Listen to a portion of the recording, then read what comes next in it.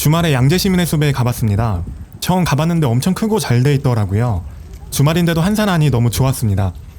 우연히 악갱이도 만나고 좋은 시간이었어요. 그리고 공원 벤치에서 막스 베버의 직업으로서의 정치라는 책을 읽었습니다. 100년도 더 지난 1919년에 미넨 대학에서 막스 베버가 강연한 내용을 책으로 옮긴 거죠. 그 책에서 이런 주제가 나옵니다. 목적이 수단을 정당화할 수 있는가? 살면서 이런 생각 누구나 한 번쯤 했잖아요. 그리고 역사적으로 끊임없이 논의되고 있는 주제이고요. 막스 베버는 이렇게 말합니다. 세계는 데몬들에 의해 지배되고 있다는 것, 그리고 정치에 관계하는 사람, 다시 말해서 수단으로서의 권력과 강제력에 관계하는 사람은 악마적인 힘과 계약을 맺는다는 것, 그리고 또한 그의 행위에 대해서 말할 것 같으면 선으로부터는 선만이, 악으로부터는 악만이 나올 수 있다는 것은 진실이 아니며 오히려 종종 그 반대가 진실이라는 것은 고대의 기독교도들도 아주 잘 알고 있었습니다. 이것을 보지 못하는 사람은 실로 정치적으로는 어린아이입니다. 이제는 너무 유명한 말이지요. 정치는 악마적 수단을 가지고 천사적 대의를 실현하는 것이다. 하지만 여기서 막스 베버도 강조했듯이 주의할 게 있어요. 목적을 이루기 위해 악마적 수단을 잘 써야 한다는 것입니다. 막스 베버가 한 말을 많이 악용하는데 목적을 이루기 위해서 무조건적으로 모든 수단이 정당화된다는 말이 아니에요. 실제로 막스 베버는 이렇게 말합니다. 이 원칙, 즉 목적이 수단을 정당화한다는 원칙에게 그 어떤 양보를 한다 하더라도 어떤 목적이 어떤 수단을 정당화해야 하는지를 윤리적으로 판결하는 것은 불가능합니다. 이는 소설이나 영화에서도 자주 나오는 주제입니다.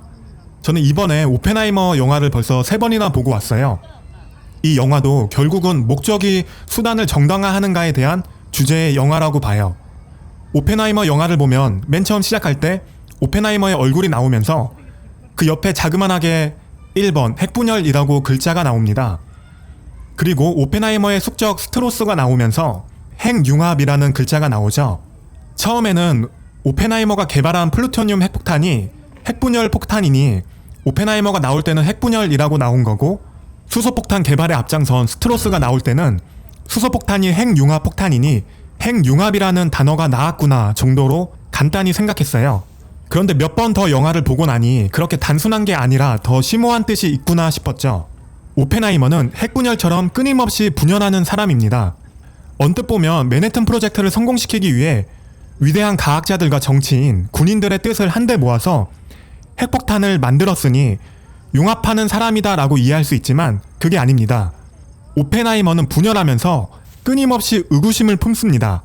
인류 최악의 무기인 핵폭탄을 계속 만드는 게 맞나? 라고 하면서 끊임없이 자신과 인류가 어떻게 나아가야 하는지를 비판하고 또 비판하죠.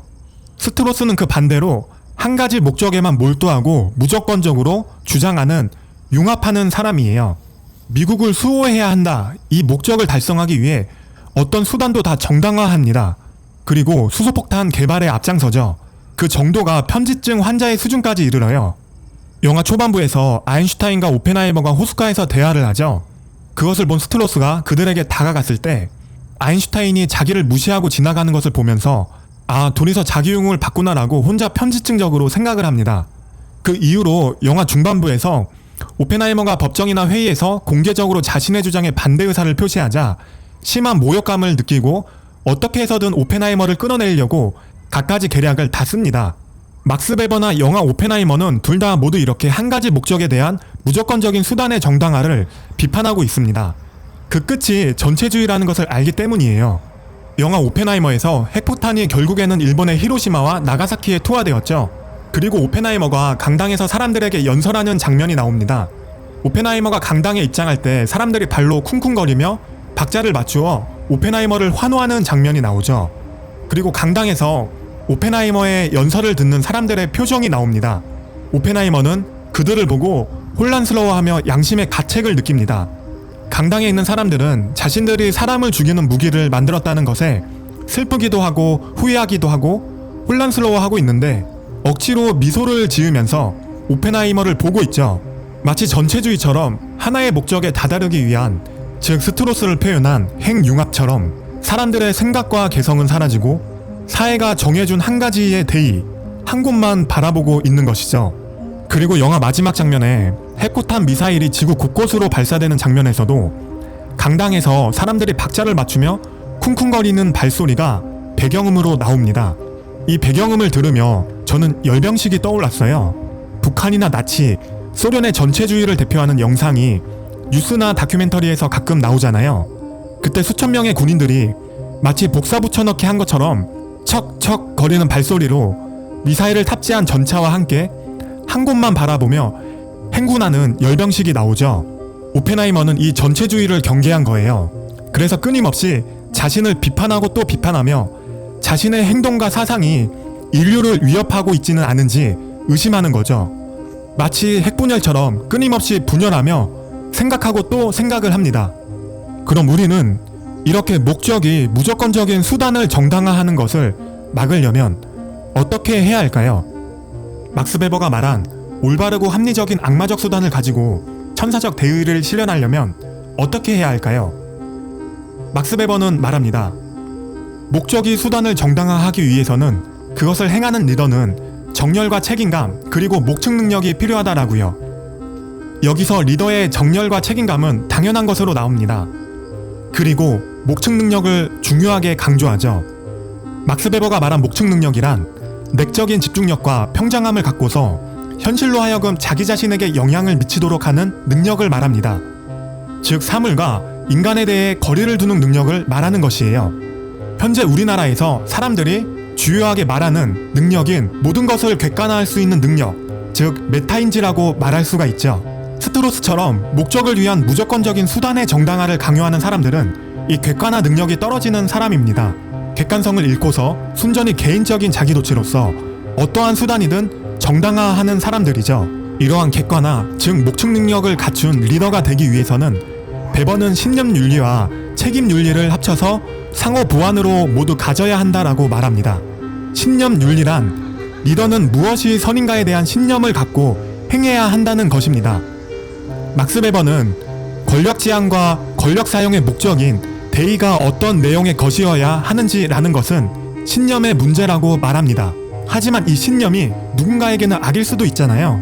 하나의 신념이 무조건 옳다라고 주장해서 나치와 북한, 그리고 영화 오펜하이머에서 스트로스 같은 편집증적인 목적주의, 전체주의가 나온 거죠. 이를 보완하기 위해 막스 베버는 책임윤리를 강조해서 말합니다. 책임윤리란 목적을 위한 어떠한 수단을 썼을 때 이로써 나타날 수 있는 모든 결과에 무제한적인 책임을 지는 것을 말합니다. 흔히들 정치가들이 자신을 변명하며 이런 말을 하잖아요. 이 결과는 나 때문이 아니다. 세계나 사회가 그리고 다른 사람들이 잘못한 것이지 내가 그런 것이 아니다. 오펜하이머 영화 후반부에서도 트루먼 대통령과 오펜하이머가 만나는 장면이 나옵니다. 오펜하이머가 더 이상의 핵개발은 안 된다고 말을 하죠. 이에 트루먼 대통령은 징징대지 말라고 말을 합니다. 당신은 핵개발만 하는 것이지 그 핵을 어떻게 어디에다 떨어뜨릴지는 내가 정하는 거다라고 말을 하면서요. 트루먼 대통령은 막스 베버가 말한 책임윤리에 대해 제대로 이해하지 못하는 사람이에요. 오펜하이머는 자기 손에 피가 묻어있는 것 같다라고 말을 합니다. 오펜하이머는 단순히 자기를 핵폭탄을 개발한 하나의 과학자로서만 본 것이 아니에요. 책임윤리를 가지고 자신이 만든 핵폭탄이 가져올 끔찍한 결과까지 책임지려 한 것입니다. 이는 막스 베버가 말한 목측 능력, 즉 자기 객관화가 없으면 할 수 없는 일이죠. 오펜하이머가 위대한 것은 제가 이전에 만든 영상에서도 말했지만 사회라는 테두리 안에서 자신이 해야 할 일을 하고 그 테두리 자체에 대한 비판과 개선을 요구한, 즉 신념윤리와 책임윤리를 다 가지고 행동한 사람이기 때문입니다. 자, 영상을 이렇게 정리하겠습니다. 목적은 수단을 정당화할 수 있습니다. 막스 베버가 말한 악마적 수단을 가지고 천사적 대의를 실현한 것처럼요. 하지만 그럴 수 있고 그렇게 주장할 수 있는 것은 정열과 책임감을 가지고 목적을 달성하기 위해 자기와 사회에 대한 객관화가 가능할 때뿐입니다. 신념에 대한 끝없는 열정과 결과에 대한 무제한적인 책임을 질 수 있는 리더와 조직이어야지만 목적이 수단을 정당화할 수 있는 것입니다. 그게 바로 지금 이때 우리에게 필요한 것이고 우리 사회와 리더가 갖추어야 할 덕목인 것입니다.